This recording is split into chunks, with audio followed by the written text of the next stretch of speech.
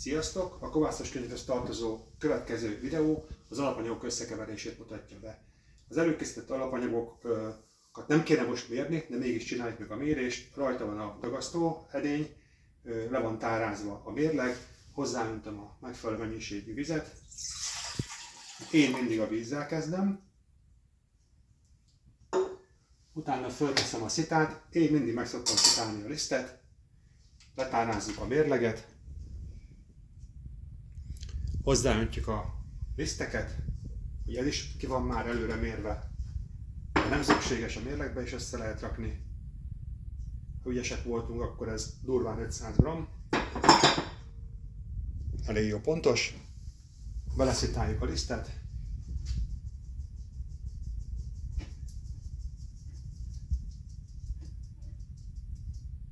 És mehet a dagasztógépbe.